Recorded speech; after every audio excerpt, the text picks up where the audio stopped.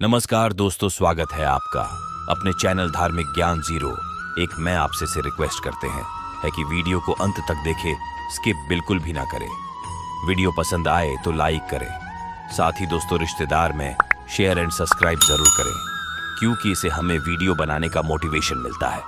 आज हम आप इस श्राप के कारण इंसान को कुत्ते का जन्म मिलता है, और वो कौन से कार्य हैं जो हम इंसानों को अपने जीवन में नहीं करने चाहिए, जिनकी वजह से हमें नर्क में जाना पड़ता है और फिर हमें कुत्ते का जन्म मिलता है। दोस्तों, हिंदू ग्रंथों के अनुसार इस धरती पर रहने वाले सभी मनुष्यों को मृत्यु के बाद उसके कर्मों के अनुसार अलग अलग योनि में जन्म मिलता है। कुछ धर्म ग्रंथों में यह भी कहा गया है कि जो मनुष्य अपने जीवन में बहुत अधिक पाप करते हैं, उन्हें एक ऐसी योनि में जन्म मिलता है जिसमें वे अपना दर्द किसी दूसरे को बता नहीं सकते और ना ही किसी के साथ बांट सकते हैं। और दोस्तों, आज मैं आपको यही बताऊंगा कि आखिर वो कौन से कार्य हैं जो एक मनुष्य को अपने जीवन काल में कभी नहीं करनी चाहिए, नहीं तो कुत्ते का जन्म मिलता है। लेकिन दोस्तों, उससे पहले वीडियो को एक लाइक करके हमारे चैनल को सब्सक्राइब अवश्य कर लें।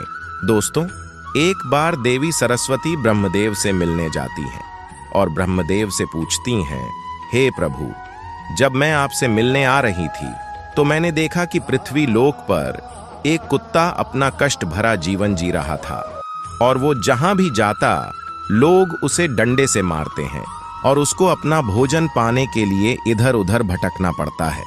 हे प्रभु, इसे देखकर मेरे मन में एक प्रश्न उठ रहा है। मैं चाहती हूं कि आप मेरे प्रश्न का उत्तर दें। तो ब्रह्मदेव कहते हैं, हे देवी, तुम्हारे मन में जो भी प्रश्न है मुझे निश्चित होकर बताओ, मैं तुम्हारे प्रश्न का उत्तर अवश्य दूंगा। तो देवी सरस्वती कहती हैं, हे प्रभु, मेरा प्रश्न यह है कि किस पाप के कारण मनुष्य को कुत्ते का जन्म मिलता है।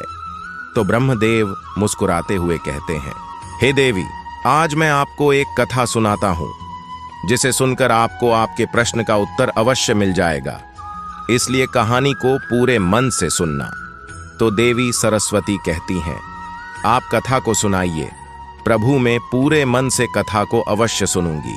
तो कथा को सुनाते हुए ब्रह्मदेव कहते हैं, एक समय की बात है जब भगवान श्री राम अपनी सभा में बैठे हुए थे, तभी उन्हें एक कुत्ते की रोने की आवाज सुनाई दी। तभी सभा में मौजूद द्वारपाल ने कुत्ते को वहां से भगा दिया, और अगले दिन फिर से वही कुत्ता उसी स्थान पर आकर रोने लगा। द्वारपाल ने इस बार भी उस कुत्ते को वहां से मारकर भगा दिया, और सभा के तीसरे दिन भी वही कुत्ता उसी स्थान पर आकर फिर से रोने लगा। तो भगवान राम के मन में एक प्रश्न उठने लगा कि आखिर यह कुत्ता रोज रोज मेरे दरवाजे के बाहर ही क्यों रोता है। और भगवान राम ने उस कुत्ते से रोने का कारण जानना चाहा, और द्वारपाल से कहा कि उस कुत्ते को यहां बुलाकर लाओ।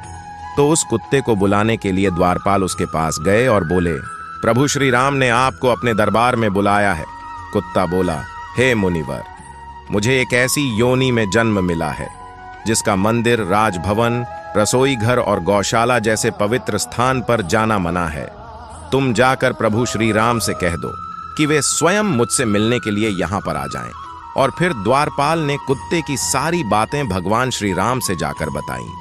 ऐसा सुनकर भगवान श्री राम स्वयं उस कुत्ते के पास गए और उससे कहा कि तुम रोज मेरे दरबार के बाहर आकर क्यों रोते हो। तो कुत्ते ने भगवान श्री राम से कहा, हे प्रभु, मैंने कोई अपराध नहीं किया है, फिर भी एक सन्यासी ने मुझे पत्थर से मारा है। इसके कारण मेरा पैर टूट गया है और अब मुझे बहुत पीड़ा हो रही है, और इसी कारण मैं रोज आपके दरबार में आकर रोता हूं। उस कुत्ते की पीड़ा को देख प्रभु श्री राम को बहुत दुख हुआ, और उन्होंने उस सन्यासी को अपने दरबार में बुलाया और उससे कहा, क्या यह सत्य है कि तुमने इस कुत्ते को पत्थर मारा है जिससे उसका पैर टूट गया? और इसने क्या अपराध किया था जिसके कारण तुमने इस बेजुबान कुत्ते का पैर तोड़ दिया? तब वो सन्यासी कहता है, हे प्रभु, मैं भिक्षा मांगने के लिए रास्ते से जा रहा था, तभी इस कुत्ते ने मेरी भिक्षा का अन्न छू लिया था, और इसी वजह से मुझे इस पर क्रोध आ गया और मैंने पत्थर उठाकर इसको जोर से मार दिया। इसके कारण इसका पैर टूट गया। सन्यासी की यह बात सुनकर भगवान श्री राम ने कहा, क्या आपको पता है कि यह एक ज्ञान भिन्न पशु है? ये अपना पेट भरने के लिए ऐसा करते हैं और इनको इतनी अक्ल नहीं होती है कि ऐसा नहीं करना चाहिए। और यदि इस कुत्ते ने आपके अन्न को छू लिया था तो इसमें इसका कोई अपराध नहीं है और ऐसा करना तो इसकी स्वाभाविक प्रवृत्ति है। और इतनी सी बात के लिए आप इस कुत्ते को इतनी बड़ी सजा नहीं दे सकते। अपराध इसने नहीं, अपराध तो आपने किया है जो एक सन्यासी होकर इस कुत्ते का पैर तोड़ दिया, इसलिए आप ही इसके अपराधी हैं। और भगवान श्री राम उस कुत्ते से कहते हैं कि यह सन्यासी तुम्हारा अपराधी है, तुम जो चाहे वो सजा इसको दे सकते हो। तो प्रभु श्री राम की यह बात सुनकर उस कुत्ते ने कहा, हे प्रभु, इस सन्यासी को इसी महल में राजा बना दिया जाए। तो श्री राम ने उस कुत्ते की बात को स्वीकार कर लिया और उस सन्यासी को सुंदर वस्त्र पहनाकर एक पालकी में बिठा दिया और उस सन्यासी को एक महल में ले गए, वहां उसको राजा बना दिया। और यह सब देखकर वो सन्यासी बहुत खुश हुआ और सोचने लगा कि सच में इस कुत्ते में अक्ल नहीं है, क्योंकि मैंने इसकी टांग तोड़ दी, पर उसने मुझे सजा देने के बजाय महल का राजा बना दिया। और यह सब कुछ देखकर लोग बहुत आश्चर्यचकित रह गए और लोगों ने प्रभु श्री राम से पूछा कि हे प्रभु, इस कुत्ते ने इस सन्यासी को सजा देने की बजाय महल का राजा क्यों बना दिया, जबकि उस सन्यासी ने तो कुत्ते का पैर तोड़ दिया था। और गांव के लोगों की इस बात को सुनकर प्रभु श्री राम ने कहा, इस सवाल का जवाब आप लोगों को वो कुत्ता ही दे सकता है। तब सभी लोग उस कुत्ते के पास गए और उस कुत्ते से पूछा कि आपने उस सन्यासी के साथ ऐसा क्यों किया, उसे दंड देने के बजाय तुमने उसे महल का राजा बना दिया। तो कुत्ता मुस्कुराते हुए बोला, जानना चाहते हो कि मैं उस सन्यासी को सजा देने के बजाय उसे महल का राजा क्यों बना दिया? तो सुनो, यह अन्याय करने वाला राजा और घर पर पहुंचे याचक को भगाने वाला और दूसरे की संपत्ति को हड़पने वाला तथा किसी गरीब पर अत्याचार करने वाला मरकर दूसरे जन्म में कुत्ता ही बनता है। और यह एक सत्य है, इसमें कोई संकोच करने वाली बात नहीं है। और कुत्ते ने कहा, मैं भी पिछले जन्म में एक राजा था। मैं गरीबों को खूब सताया करता था और उनकी मेहनत का धन खूब हड़पता था। और मैं भी लोगों के साथ बहुत अन्याय करता था, अपने से छोटे लोगों पर खूब अत्याचार करता था। इसके कारण मुझे इस जन्म में कुत्ते का जन्म मिला है और अब मैं अपने पाप का फल भोग रहा हूं। और मैंने उस सन्यासी को इसलिए राजा बनाया है ताकि उसे भी अगले जन्म में कुत्ते का जीवन मिले। तब उसे पता चलेगा कि कुत्ते की जिंदगी कैसी होती है, अपना पेट पालने के लिए कितने लोगों से मार खानी पड़ती है। और हम कुत्तों का जीवन आसान नहीं होता।